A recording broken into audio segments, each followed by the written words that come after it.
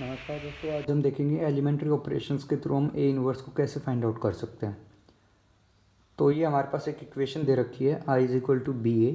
इसके अंदर हमारे पास ए इनवर्स नहीं है, तो देखिए हम कैसे ए इनवर्स को इसके अंदर सबसे पहले इंसर्ट करते हैं। तो आप राइट हैंड साइड और लेफ्ट हैंड साइड दोनों तरफ ए इनवर्स से मल्टीप्लाई करेंगे तो आपके पास ये इक्वेशन बनेगी। अब आपको पता है ये आइडेंटिटी मैट्रिक्स होता है और आइडेंटिटी मैट्रिक्स के साथ हम किसी भी मैट्रिक्स को अगर हम मल्टीप्लाई करते हैं तो हमारे पास वो सेम मैट्रिक्स आती है। तो हमारे पास ए इनवर्स इंटू आइडेंटिटी आएगा, हमारे पास ए इनवर्स, और हमारे पास B A into A inverse है ना। तो आप बी को सेपरेट कर लीजिए और ए इंटू ए इनवर्स कर लीजिए, और आपको पता है ए इंटू ए इनवर्स आइडेंटिटी होता है और आइडेंटिटी से किसी भी मैट्रिक्स को मल्टीप्लाई करते हैं तो वो सेम मैट्रिक्स आती है। तो आपके पास आ जाएगा B is equal to A inverse, ये आपके पास A inverse is equal to B, ये आपके पास इसका रिजल्ट आ जाएगा। अब आपको एक एग्जांपल से समझाता हूँ कैसे आप एलिमेंट्री ऑपरेशंस के थ्रू ए इनवर्स को फाइंड आउट कर सकते हैं। देखिए दोस्तों, इधर आपके पास ए मैट्रिक्स है जिसके अंदर आपके पास 2 - 6 1 - 2 ये 4 एलिमेंट्स हैं, यानी 2 इंटू 2 की मैट्रिक्स है, आपके पास स्क्वायर मैट्रिक्स है।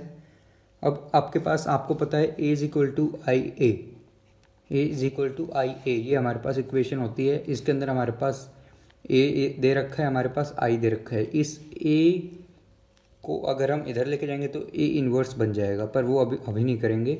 अभी इस ए की वैल्यू पुट करेंगे, इस आई की वैल्यू पुट करेंगे।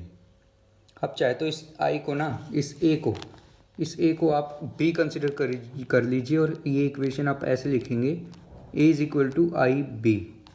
क्लियर? ऐसे लिख लेंगे आप इस इक्वेशन को, ताकि कन्फ्यूजन ना रहे कि कौन से ए के अंदर आपको वैल्यू पुट करनी। तो ए की वैल्यू आप इधर पुट करेंगे, आइडेंटिटी मैट्रिक्स आप इधर लगाएंगे और ए इधर मल्टीप्लाई में दे देंगे। अब आपको क्या करना है कि ये जो ए की वैल्यू आपने ए मैट्रिक्स पुट की है ना, इस ए मैट्रिक्स को आपने कैसे ना कैसे करके आइडेंटिटी मैट्रिक्स में कन्वर्ट करना है। और जो प्रोसेस आप, जो स्टेप, जो फॉर्मूला आप इस पे लगाएंगे वो फॉर्मूला आपके पास इस मैट्रिक्स पे भी अप्लीकेबल होगा। तो आप सोच समझ कर लगाएंगे और कम से कम मेथड्स, कम से कम फॉर्मूला का यूज़ करके आप इसको आइडेंटिटी मैट्रिक्स बनाएंगे। और जो ये मैट्रिक्स बनेगी बाद में, वो ये मैट्रिक्स आपकी ए इनवर्स कहलाएगी। देखिए कैसे दोस्तों, आगे देखिए हमारे पास हमने फर्स्ट फार्मूला लगाया कि R1 को हमने R2 के साथ इंटरचेंज कर दिया, तो हमारे पास मैट्रिक्स के अंदर एलिमेंट्स आए 1 - 2 2 - 6। इधर हमारे पास एलिमेंट्स आए 0 1 1 0, और ये ए मैट्रिक्स तो आपके पास रहेगा ही।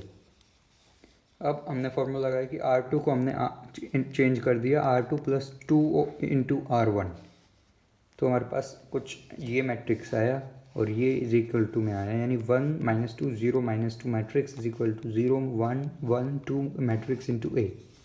अगला फॉर्मूला हमने लगाया कि R2, इस रो को हमने -1/2 से मल्टीप्लाई कर दिया, तो हमारे पास इधर लेफ्ट हैंड साइड में हमारे पास मैट्रिक्स के अंदर एलिमेंट्स आए 1 - 2 0 1, राइट हैंड साइड में हमारे पास मैट्रिक्स के अंदर एलिमेंट्स है 0 1 -1/2 और -1 इंटू ए।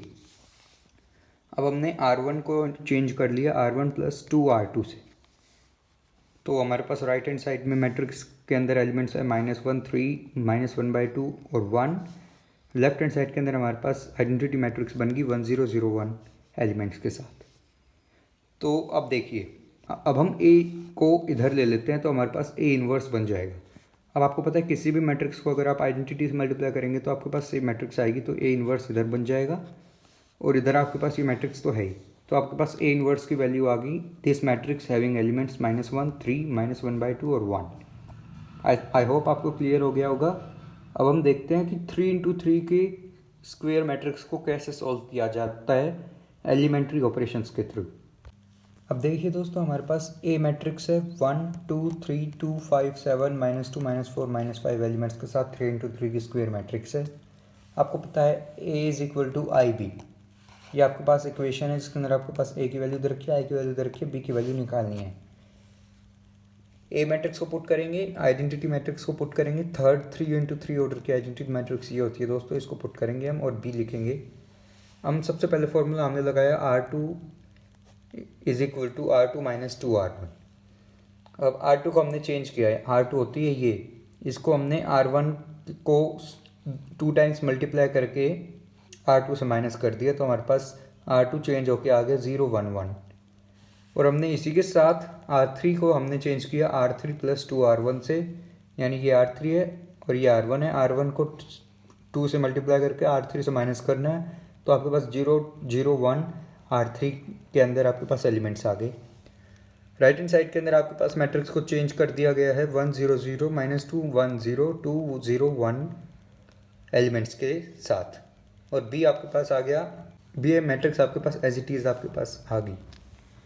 अब आपके पास अगला ऑपरेशन लगाया, R1 को इंटरचेंज कर दिया R1 -3 R3 से, और R2 को इंटरचेंज कर दिया R2 -R3 से, तो आपके पास जो मैट्रिक्स आई वो आई 1 2 0 0 1 0 0 0 1, और राइट हैंड साइड में आपके पास मैट्रिक्स आई -5 0 -3 -4 1 -1 2 0 1, और बी एज इट इज़ आपके पास स्टैंड है। अब हमने फॉर्मूला लगाया R1 = R1 - 2 R2।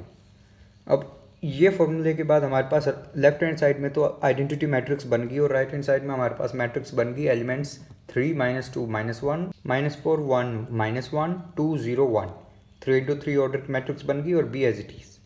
अब आप सोचेंगे सर इस बी को इधर लेके जाएंगे तो बी इनवर्स बनेगा। दोस्तों याद कीजिए, मैंने स्टार्टिंग में आपको बताया था कि बी = A इनवर्स हमने रिजल्ट निकाला था, तो हम इस बी को लिख सकते हैं A इनवर्स। क्लियर?